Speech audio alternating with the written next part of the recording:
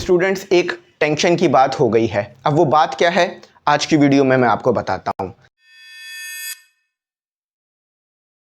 तो भाई, अब जो आपके पेपर है ना, वो रट्टा बेस नहीं होंगे। यानी सिर्फ आप रट्टा लगाकर सवालों को याद कर कर पेपर पास नहीं कर सकते हो।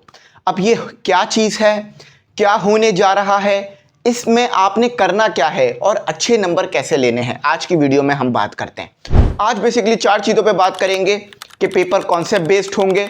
ठीक है। अच्छा, अब जब पेपर कॉन्सेप्ट बेस्ड होंगे तो आपकी परसेंटेज बढ़ेगी या कम होगी। अच्छा, उसके बाद 2026 के जो ये पेपर होने वाले हैं, आप इसमें करना क्या है और साथ ही साथ अब पेपर की तैयारी करनी कैसी है, आज की वीडियो में जो है वो बात करते हैं। चलो, सबसे पहले जो है वो बात करते हैं कि पेपर कॉन्सेप्ट बेस्ड होंगे।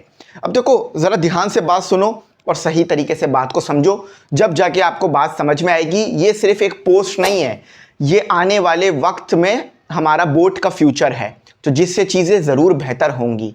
मगर अभी आप लोगों को थोड़ा मुश्किलात का सामना करना पड़ेगा। अब वो मुश्किलात क्या है, मैं आपको बताता हूँ। देखो, कुछ आप मैथ की एग्जाम्पल ले लो। कुछ आप अगर 40 से 50 क्वेश्चन की तैयारी कर कर जाते हो तो आप इजीली A+ या A ग्रेड ले सकते हो, जैसा कि गैस पेपर्स में होता आया है। लेकिन अगर पेपर कॉन्सेप्ट बेस होगा, कॉन्सेप्ट बेस का मतलब है कि अब वो क्वेश्चन जो बार बार पास पेपर में आते थे या जो बार बार आप रट्टा लगाकर पास हो रहे थे, अब वो नहीं आएंगे, बल्कि क्वेश्चन जो है वो डिफरेंट तरीके से पूछे जाएंगे और पेपर जो है वो पास करने में फिर मुश्किल होगी अगर आपने कॉन्सेप्ट क्लियर नहीं किया हुआ। अब आपको तो ये बड़ी छोटी सी बात लग रही होगी ना, छोटी सी बात बिल्कुल भी नहीं है। ज़रा आओ एक एग्जाम्पल के तौर पे समझते हैं। हर साल ये सवाल आपके पेपर में आता है, फिजिक्स में क्लास 9 की बात करते हैं कि what is physics and explain the branches of physics. हर साल ये सवाल आपको देखने के लिए मिलता है या हर 1 साल बाद ये सवाल आता है। अगर मैं इस सवाल को थोड़ा घुमा दूं और इस सवाल को ऐसे बना दूं कि फिजिक्स की कोई ऐसी ब्रांच बताएं जिसमें जो है वो हम एटम के स्ट्रक्चर के बारे में पढ़ते हैं और एटम के बारे में पढ़ते हैं, तो अब आपके लिए मुश्किल हो जाएगा। क्यों? सवाल वही है जो पहले वाला था, मगर अब थोड़ा अलग तरीके से पूछा गया है। तो इसी को कहते हैं concept based learning. Concept based learning में ये होता है कि बच्चा पूरा साल पढ़ता है, 10 महीने कम से कम वो पढ़ता है, सब चैप्टरों को कवर करता है। उसके बाद उससे कोई भी सवाल पूछ लो, कोई भी चीज़ घुमा फिरा के पूछ लो, out of the book question दे दो, वो जवाब दे लेता है। मगर हमारे यहाँ इस तरह से नहीं हो रहा होता है सिंध बोर्ड के अंदर। अगर आप जो है वो आगा खान बोर्ड देखो, फेडरल बोर्ड देखो, कैम्ब्रिज बोर्ड देखो, ओ लेवल देखो, तो उसमें क्या होता है कि पूरा साल बच्चों को पढ़ाया जाता है और कुछ भी क्वेश्चन कर लिया जाता है। बुक से क्वेश्चन एज इट इज उठाकर नहीं आता, टॉपिक बुक वाला ही होता है, लेकिन सवाल कोई भी हो सकता है। वो कभी पास पेपर में आया ही नहीं होता है सवाल, जस्ट पूछ लिया जाता है, लेकिन बच्चा बहुत अच्छी तरह जवाब देता है। क्यों? क्योंकि कॉन्सेप्ट क्लियर है। तब से मैंने एमी इंग्लिश सेंटर शुरू किया है। फिजिक्स, इंग्लिश, मैथ में मैंने कोशिश की है कि कॉन्सेप्ट बेस लर्निंग कराऊं, कॉन्सेप्ट क्लियर करूं कि बात क्या हो रही है, रियल लाइफ में एग्जाम्पल क्या है, कहां पर ये चीज़ होती है। मगर अनफॉर्चुनेटली अभी अगर मैंने अपना पर्सनल कोचिंग, मतलब अपना जो कोचिंग खोला है, उसमें मैं ये चीज़ नोट करता हूँ 9 और 10, फर्स्ट ईयर, सेकेंड ईयर, सब में, कि बच्चों को कॉन्सेप्ट नहीं आते, वो जस्ट सवालों को रटते हैं। मैं बार बार ये कहता हूं कि कॉन्सेप्ट क्लियर करो, कॉन्सेप्ट क्लियर करो, लेकिन नहीं करते कॉन्सेप्ट क्लियर, जस्ट क्वेश्चन दिमाग में बिठाते हैं और उसका आंसर दिमाग में बिठा लेते हैं। तो याद रखना, अगर कॉन्सेप्ट बेस्ड लर्निंग होगी तो आप लोगों का सबसे ज़्यादा फायदा है और ये सबसे अच्छा तरीका है पढ़ने का और पेपर लेने का। मैं इस पे बोर्ड को अप्रिशिएट करता हूँ, ठीक है। और यही तरीका है पेपर लेने का, पूरी दुनिया में इसी तरीके को फॉलो कर कर पेपर लिए जाते हैं। ऐसा नहीं किया जाता कि कोई 40-50 क्वेश्चन इंपॉर्टेंट हो, उसी में से पेपर आ जाए। ये गैस पेपर क्यों देते हैं? तो गैस पेपर तो इसलिए देते हैं क्योंकि हर साल ऐसा होता आया है कि कुछ 40-50 क्वेश्चन है, वही बार बार रिपीट हो रहे होते हैं, उन्हीं में से 5-10 पूछे जा रहे होते हैं बार बार। तो जब कॉन्सेप्ट बेस्ड लर्निंग होगी तो फिर ये गैस पेपर का कॉन्सेप्ट भी खत्म हो जाएगा।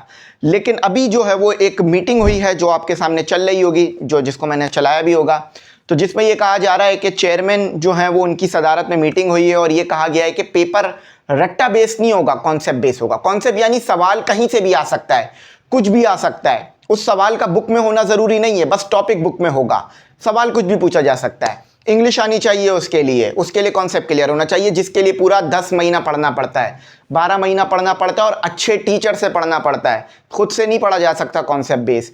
तो अब देखो कॉन्सेप्ट बेस होता है या नहीं, लेकिन अमूमन अगर कुछ सवाल भी कॉन्सेप्ट बेस आ गए तो बच्चों को मुश्किलात रहेगी। अब अपने दूसरे टॉपिक पे बात करते हैं। दूसरा टॉपिक था हमारा, इससे परसेंटेज बढ़ेगी या गिरेगी।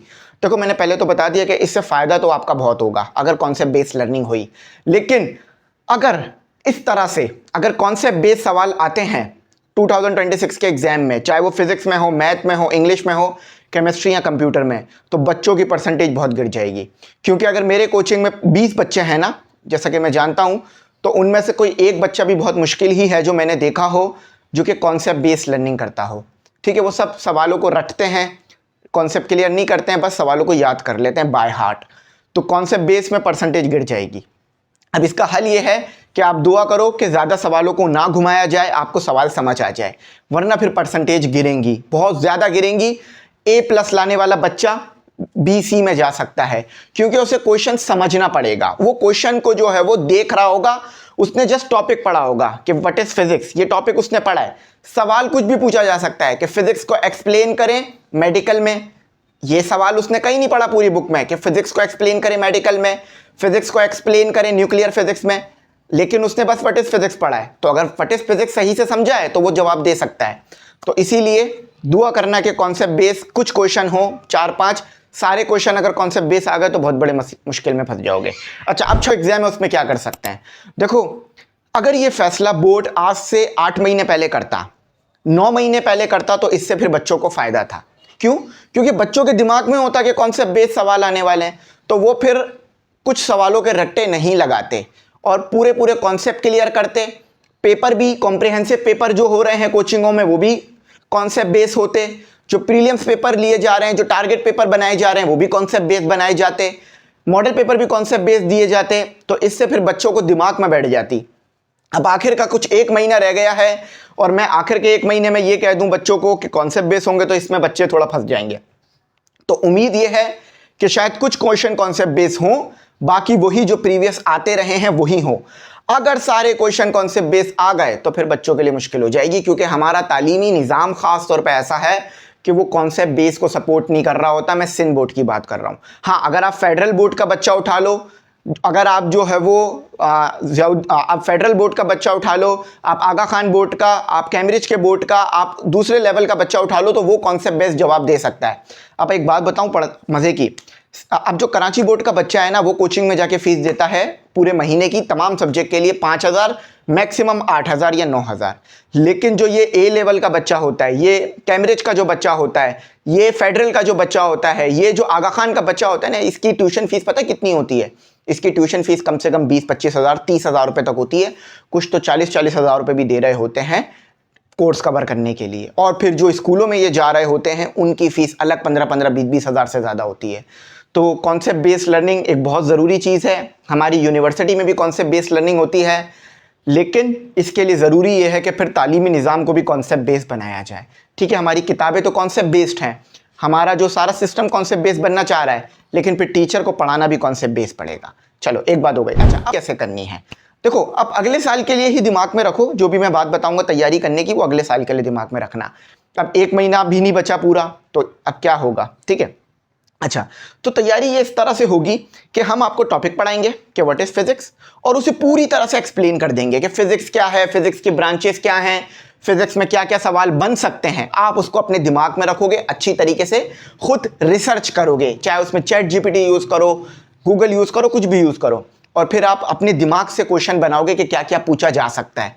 इंग्लिश अच्छी करोगे अपनी, फिर आप जवाब दोगे।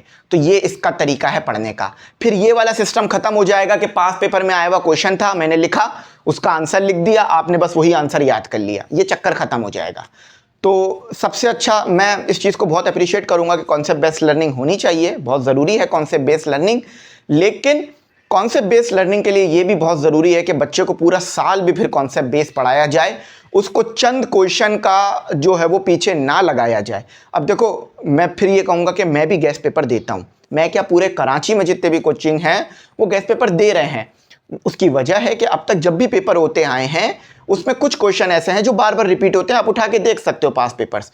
कुछ क्वेश्चन 22 में आए थे तो वो 24 में आ गया, फिर वो 26 के लिए इंपॉर्टेंट हुआ है, वो 23 में आया हुआ था, हर में हो रहा है। तो गैस पेपर तो मोस्ट इंपॉर्टेंट हो जाते हैं, लेकिन जब कॉन्सेप्ट बेस्ड लर्निंग आएगी तो फिर गैस पेपर की इंपॉर्टेंस कम हो जाएगी। फिर सारी की सारी इंपॉर्टेंस जो है वो क्लास में आने की होगी, लेक्चर लेने की होगी और 12 से 10 महीने पढ़ने की होगी। 12 से 10 महीने से कम पढ़ोगे तो कॉन्सेप्ट बेस्ड लर्निंग नहीं हो सकती। आई होप बात अच्छी समझ में आ गई होगी। कोई बात इसमें मैं उम्मीद करता हूँ मुझसे गलत नहीं हो गई होगी। अगर कोई बात गलत हो गई हो तो आप मेरी रहनुमाई करिएगा, मैं इंशाल्लाह उसको ठीक करूँगा। आज मैं कोई प्रमोशन नहीं कर रहा क्योंकि भाई इंपॉर्टेंट टॉपिक था, इसलिए मैंने सिर्फ टॉपिक पे बात की है। Thanks for watching. अल्लाह हाफिज़। कीमती दुआ में ज़रूर याद रखना।